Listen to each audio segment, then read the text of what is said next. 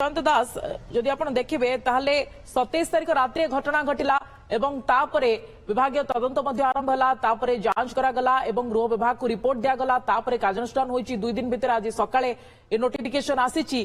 किंतु थाना रे मामला मध्ये गोटे पटे रुजु होईची बड़ कथा होची जे ये पूरा मामला रे आपण कोन चाहुचंती जे आगो को एथिरे कोन होबा दरकार एवं किभली भाबरे कार्यानुष्ठान होबार आवश्यकता रहिची आपण कहउचंती सस्पेंड गोटे कार्यानुष्ठान नुहे ताको डिसमिस करा जाऊ तो ये पूरा घटना रे आपण को कोन लागुची जे कोन हेले उचित कार्यानुष्ठान निया जाई परिबो बा निरपेक्ष भाबरे तदंत हेबो। प्रथम कथा ला एफआईआर टा डिस्क्लोज करा जाऊ तादर कोन कोन ऑफेंस अछि आ तादर जदी जघन्य अपराध अछि ताको इमिडिएटली अरेस्ट कर जुडिशियल कस्टडी पठा जाऊ। दुई कैपिटल थाना आईआईसी जो एसीपी के अगेंस्ट मध्य कार्यानुष्ठान ग्रहण करा जाऊ क्रिमिनल केस फाइल करा जाऊ कारण से सप्रेस करले फैक्ट करू। तृतीय कथा ला कैपिटल थाना आईआईसी एसीपी डीजीपी ये जो एरिंग जे डीआईजी जे ए भली जघन्य काम करिसंती एमानकर सीडीआर सीज करा जाऊ। आउ गोटे कथा ला जो हॉस्पिटल से एडमिट हेतले से हॉस्पिटल जो मेडिकल तांकर जो डॉक्यूमेंट सेगुडा सीज करा जाऊ प्लस जो सीसीटीवी कैमेरा जदि से इन्स्पेक्टर घरे लगी कि से पाख आखरे लगी आउ हॉस्पिटल जो से एडमिट हेतले से सब मध्य सीज करा जाऊ। कैपिटल थानार ये जो कार्य है जघन्य काम से दिन ठारू आज पर्यंत कैपिटल थानार टोटाल सीसीटीवी सीज करा जाऊ ता द्वारा जना पड़िबो या देरे सप्रेस करिया को माने थिले आउ याकर जघन्य ऑपरेटर कोन तेणु ये जदि ये जो इनसीडेंटा हेची जदि पुराना हे गला लोक भूली जिबे मीडिया मध्ये भूली जिवो जदि चाप थांता ताहले कोन त्वरित एभली 2 दिन भितर एभली कार्यानुष्ठान निया जाई थांता सस्पेंड होई थांते जने वरिष्ठ आईपीएस अधिकारी जदि चाप थांता जदि हां नहीं नहीं आपण गोटे भूल कथा कहउछंती एटारे चाप ही थिला एटा जेहेतु गोटे नेशनल ह्यूमैनिटी कमिशन केस हो गला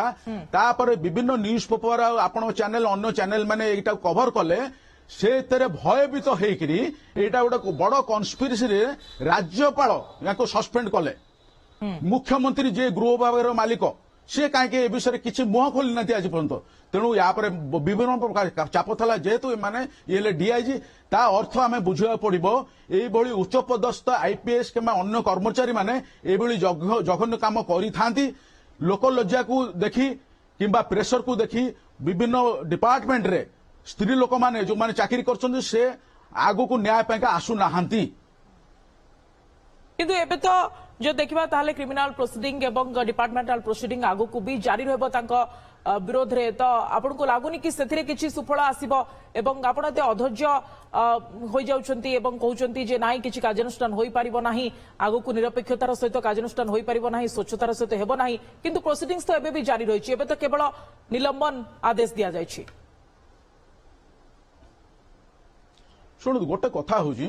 मु जने मानवाधिकार कर्मी मु विभिन्न माइनर रेप केस टू धरिकी पुलिस एट्रोसिटी ऊपर मो 2000 केस ऊपर पेंडिंग अच्छी नेशनल ह्यूमैनिटी कमिशन रे जो माने पीड़िता क्या पीड़ित ताकर जो कष्ट मु निजे अनुभव करछि एठी मते आश्चर्य लागुछि जने इन्स्पेक्टर जे कि आईन रक्षक ताकर जो सुपीरियर जे आईन रक्षक सी आसिकी ताको प्रति एभली असद आचरण करी शेषको ताको स्वामी की ताकरी सामने बाड़ी की रक्ताक्त करछुंती जदि सेही आईपीएस ऑफिसर पाखरे रिवॉल्वर टी थांता से मद्यप अवस्था रे ताको स्वामी की मारी भी देई थांते आज तेणु एई भली जघन्य कांड जो हेची आज पर्यंत शनिवार ठू आज पर्यंत सरकार कोन करूथिले या धरे आमे कोन भाबिया जन नॉन ओडिया मु आउ थे रिपीट करी जन नॉन ओडिया आईपीएस ऑफिसर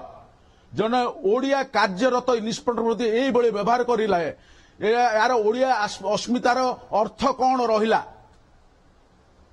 जो देखिबे ताहले ये गुरुतर मानविक अधिकार उल्लंघन मध्ये हेउची तो से बाबद रे वर्तमान आगो को आपण को पदक्षेप कौन रहिबो?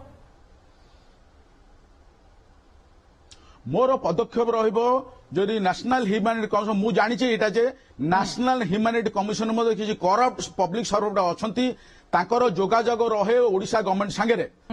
आउ सेमाने एमाने ताको अप्रोच करके केसटा मध्ये रेजिस्ट्रेशन करै दियंती नाही काली सोमवार थला काली पर्यंत केस माने रेजिस्ट्रेशन करिनाती जानी सुनिकरी मोर अप्रोच रहिबो जदि एभली डिले हला मु हाई कोर्ट को जीबी एक द्वितीय कथाला मु रिक्वेस्ट करछि ओडिशा गवर्नमेंट जदि आपनको टिके भी लज्जा अछि टिके भी ओडिशार स्त्री लोकन प्रति सहानुभूति अछि ताले आपण गोटे रिटायर्ड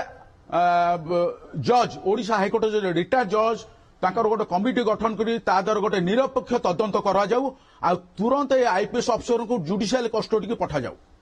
अर्थात आपण कहउचंती जे विचार विभाग तदंत हेले बा न्यायिक तदंत हेले निरपेक्ष तदंत हेबो एवं स्वच्छतार सहित तदंत हेबो निश्चित मोर जुडिशियल पूर्ण भरोसा अछि किंतु पूरा मामला रे आपण जो देखिबे ताहले आपण प्रथमरु कहले जे गोटे चाप रही एवं भयभीत होई एभली एक कार्यानुष्ठान निया जायछि कोन केवल आईवास पाई सस्पेंड करा जायछि बोले आपण कहउचंती हाँ हाँ पक्का एटा गोटे सला मुसरा हेकरी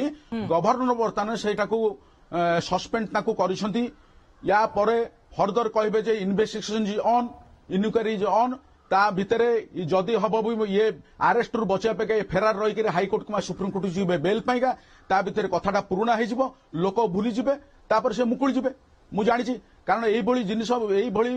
इनसिडेंट ऊपर मु बहुत डील करछि मोर ए विषय अभिज्ञता भी बहुत अछि कोन कोन सब एक्शन होईछि दोषी विरुद्ध रे ओके धन्यवाद अधिक आलोचना पाई सूचना अधिकार कर्मी जयंत दास आम सहित रही अधिक आलोचना ए बाबद करुथिले एवं ए पूरा घटनार निरपेक्षतार सहित स्वच्छतार सहित जांच पाई न्यायिक तदंत हेबार आवश्यकता रही बोली सहित जयंत दास सूचना अधिकार कर्मी जहां हमको सीधासलख लाइव रे रही आम सहित आलोचना करथिले अधिक